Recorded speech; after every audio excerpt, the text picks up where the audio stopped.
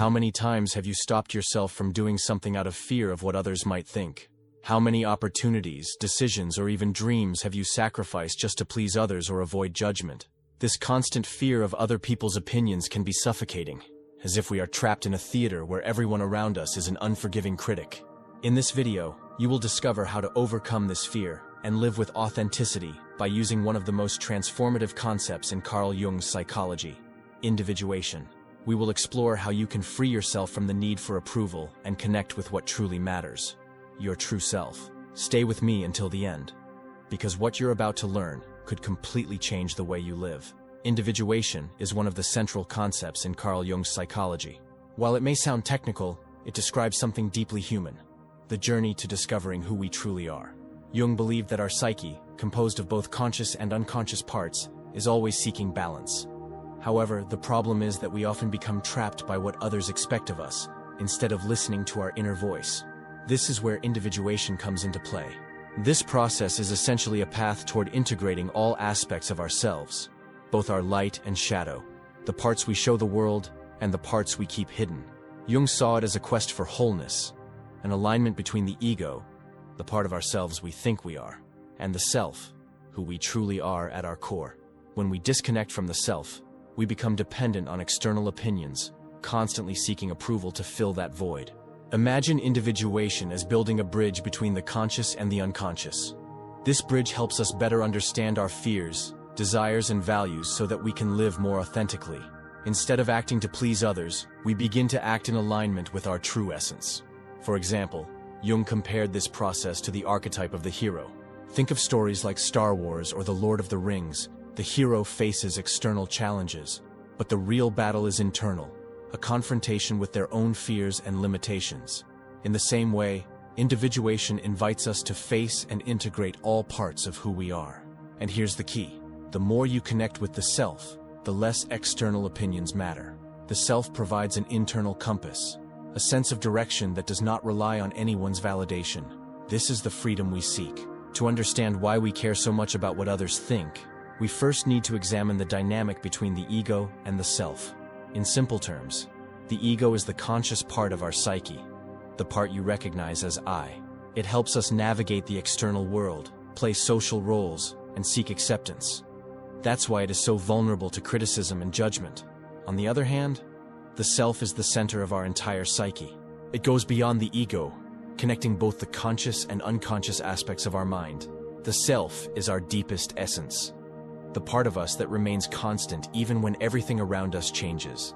While the ego worries about what others will think, the self is indifferent to this because it is focused on authenticity and purpose. Now, imagine the ego as an actor on a stage.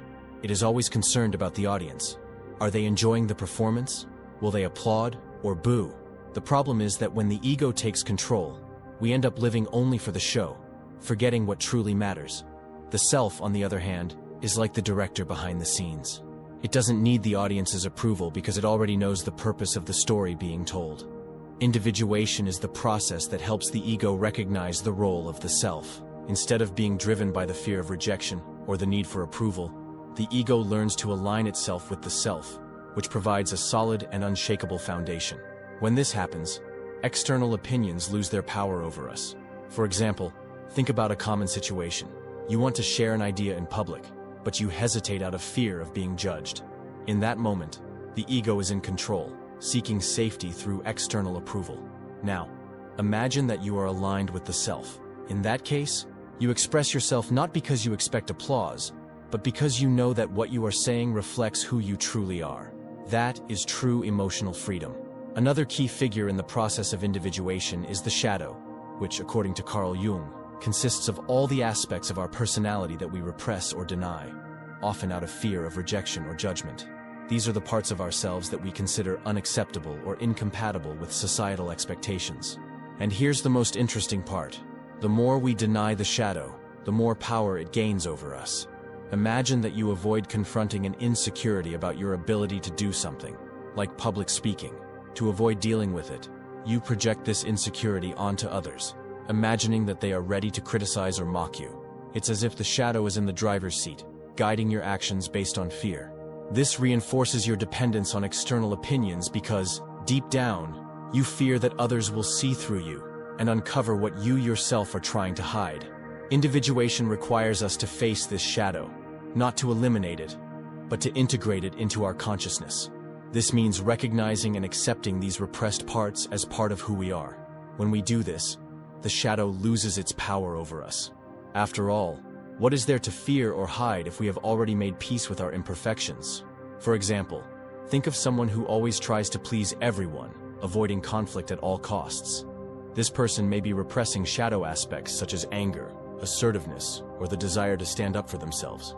When they begin to integrate their shadow, they realize that anger or assertiveness are not necessarily bad. They are tools that can be used in a healthy way to set boundaries and express needs. A practical way to confront the shadow is to keep a reflection journal. Whenever you feel hurt or bothered by someone's opinion, ask yourself, why does this affect me so much? What does this reaction reveal about something I may not want to admit to myself? This exercise helps identify patterns and brings aspects of the shadow into the light of consciousness. As you integrate the shadow, something incredible happens. The need for external approval diminishes because you no longer fear being exposed. You begin to live more authentically, accepting all parts of yourself. Beyond the shadow, there is the persona, which is nothing more than the mask we wear to present ourselves to the world. It's like a social outfit designed to help us navigate different environments and roles. It could be the way we speak in a job interview, the way we act at a family gathering, or even the image we present on social media. The persona has its usefulness, but the problem arises when we start confusing it with who we really are. When we become too attached to the persona, we become prisoners of it. Instead of using it as a tool to interact with the world, we let it dictate our choices and actions. This disconnects us from the self, the essence of who we truly are, and makes us extremely vulnerable to other people's opinions. After all, if we are living according to a mask, any criticism feels like a direct attack on our identity. For example, consider someone who adopts the persona of a perfectionist to gain admiration and respect at work. This person works tirelessly to never show weakness or make mistakes because they fear that, if they do, their mask will fall off. But living this way is exhausting and alienating because they are disconnected from what they truly feel or desire. Individuation teaches us that the persona should not be eliminated, but balanced with the self. It is possible to use the mask consciously, knowing that it is only a part of who you are, not the entirety. To do this, it is essential to create moments to reconnect with yourself, away from external pressures. Meditation, therapy, or even moments of introspection can help maintain this balance. The process of individuation is not just psychological, it also touches on spiritual dimensions. Jung believed that the self is more than just the totality of the psyche. It is a symbol of transcendence, connecting the human being to the universe. Think of the self as a spiritual center of balance. When we are disconnected from it, our lives seem to be governed by external forces, other people's opinions, social norms, judgments. But by reconnecting with the self, this inner anchor gives us the strength to act with authenticity, even in a world full of noise. Spirituality, in this context, does not need to be tied to a specific religion. It is the search for a greater meaning, something that connects us to what Jung called the collective unconscious, a network of symbols and archetypes shared by humanity. This connection helps us see ourselves as part of something bigger, reducing the importance of individual criticism we receive. A powerful exercise to strengthen this spiritual connection is mandala meditation. Jung saw mandalas as visual representations of the self, filled with symmetry and balance. Try this. Sit in a quiet place, observe or draw a mandala, and focus on its harmony. Let external worries dissolve as you connect with your inner essence. When you find this connection, you realize that you do not need to conform to others' expectations. Your value comes from within, from the unique relationship you have with yourself and the universe. So, how can we apply these teachings in practice? Overcoming the fear of others' opinions is a process that requires practice and commitment, but the results can transform how you relate to yourself and the world. The first step is developing self-awareness. Before making a decision or reacting to a situation, ask yourself, is this choice a reflection of who I truly am, or is it influenced by what others expect of me? This moment of reflection helps you identify when your actions are being shaped by the need to please rather than being aligned with your true self. Imagine, for example, that you are thinking about posting something on social media, but hesitate out of fear of being judged. This simple question can help you make a more genuine decision. one based on what you believe rather than what you hope will be accepted. Another important step is to recognize and question the limiting beliefs that fuel this fear.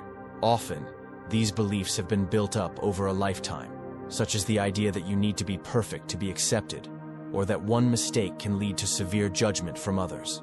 Start observing these thoughts when they arise and question their validity. For example, if you think, "If I disagree with someone, I will seem rude," ask yourself, is this really true? Or is it just an assumption that is preventing me from being authentic? Many times, when you challenge these beliefs, you will realize that they are based on assumptions, not facts. Gradually facing the fear of judgment is also a powerful strategy. You don't need to start with big challenges like public speaking or making radical life changes. Start small. Express an opinion in a conversation with friends, or wear something you love, but have hesitated to wear out of fear of what others might think. As you practice these small actions, your confidence grows, and the impact of others' opinions diminishes. This gradual process is like building an emotional muscle. The more you practice, the stronger it gets. Setting clear boundaries is another essential tool. Not all opinions need to be heard or absorbed. When someone criticizes your choices, you can simply say, "I understand your opinion, but I am comfortable with my decision." This type of response reinforces your emotional independence and shows that you value your authenticity above external validation. Remember, saying no is a form of protection and an act of self-care. Finally, set aside daily moments to reconnect with yourself. This can be done through simple practices like meditation, journaling, or even a walk in nature. Ask yourself, what is truly important to me today? This practice helps align your actions with your essence and creates a solid foundation that does not depend on external opinions to remain firm. When you are connected with the self, your confidence grows naturally because it comes from within, not from external factors. The journey of individuation is, above all, a process of liberation. When we connect with the self, we understand that our authenticity does not depend on anyone's validation. We begin to realize that other people's opinions, although often well-intentioned, are just reflections of their own perspectives, not definitions of who we are. Living based on individuation means embracing the totality of who you are, including the parts you once avoided or hid. It means accepting that not everyone will understand you, and that's okay. After all, we are not here to meet everyone's expectations, but to live a life that is aligned with our essence. And when we achieve this, something incredible happens. External approval loses the weight it once had, because we find security in our own authenticity. The freedom that comes with individuation is more than emotional independence. It is a complete transformation in how we relate to the world. When you act from the self, your choices are not just more confident, they become more meaningful because they reflect what is true for you. And now, here's an invitation. Take a moment to reflect on everything you've learned. Ask yourself, which areas of my life are still influenced by the fear of others' opinions? And how can I start changing that today? Remember, the first step to transformation is awareness. If this video resonated with you, subscribe to the channel and turn on notifications to continue deepening your journey of self-knowledge and transformation. And to show that you watched until the end, comment below. My authenticity is my freedom. I'd love to hear your thoughts and exchange ideas with you in the comments. See you in the next video.